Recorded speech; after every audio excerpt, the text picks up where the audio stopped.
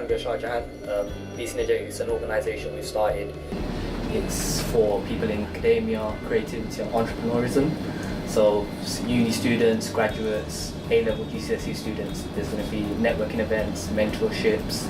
We've got a search engine where you can go in, find relevant jobs in your sector. For creatives, we've got a collective blog, so it's where budding poets, artists, journalists, they can submit their work and it's going to go on the website and then sort of increase their audience. And for the entrepreneurs, we've got the database, that's where you can search up local business, Muslim-owned businesses.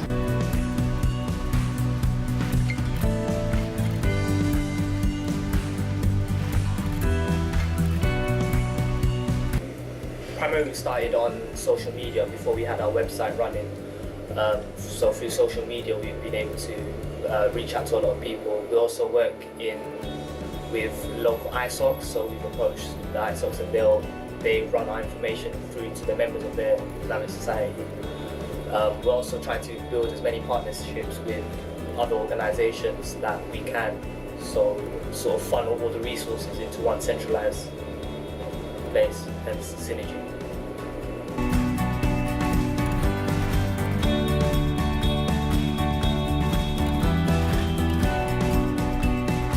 So we're doing a research project into Islam and homelessness, whether there is a connection, how homeless people are viewed by Muslims, how Muslims are viewed by homeless people, what link there is. So we're hoping it's going to open a sort of discussion for the links and provide help to other organisations that might be looking to support homeless Muslims, because at the end of the day they're people as well. The help you provide them needs to be tailored to suit them.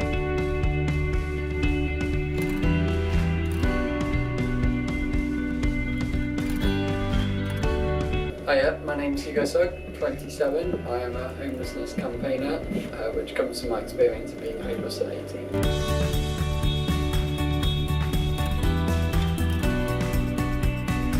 Hugo's Earthquake, what it's called at the moment, we're going through a rebrand. It's a small campaign which is about tackling the stereotypes around homelessness, educating people about homelessness and giving homeless people more support than other organisations which have budget cuts and staff issues. You know, we're there in the background just kind of championing their rights, their needs, and making sure they're not discriminated just because they're homeless. We've been going 2 years now, just over. We've had kind of mini sub-campaigns inside of that. In the last couple of months we've hit kind of national news and newspapers and media, which is amazing. That's one of our biggest outlets is media, and social media, and traditional media like TV, radio and newspapers.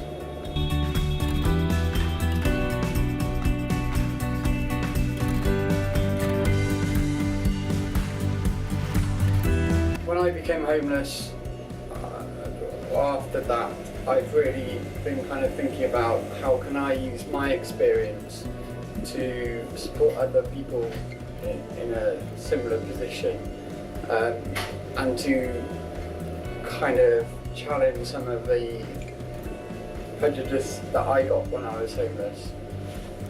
Kind of challenge that back a bit and kind of fight against it and go, you know what, I dress in the clothes that I'm dressed in now, but I was homeless. Would you class me as a homeless person? I come from a middle class background. Would you immediately think middle class people could become homeless? So it's challenging these kind of stereotypes that I faced when I was on the streets.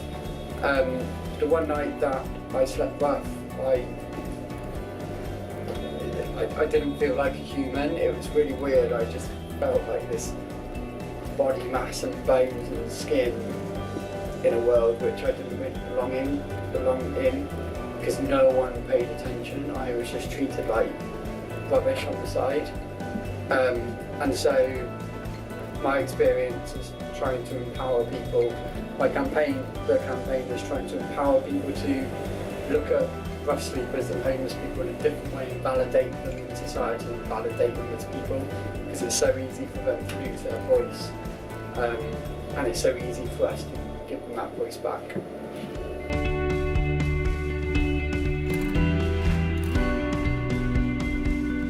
Using my skills, contacts, experience to kind of tackle the homeless side of it, and kind of using my experience, kind of finding out what questions to ask, knowing kind of what questions to ask. Also about kind of educating myself, because although I've been through it, although I'm a homeless campaigner, I don't know everything about homelessness. You know, I've only got a degree in youth and community work. I haven't got a PhD or doctorate in homelessness, so even I don't know everything. And also to help kind of get Tanvir knowing about it and others, and BSynergetic and that, and same back. I'm sure you would agree with it, but yeah, kind of let's share the knowledge and let's, yeah.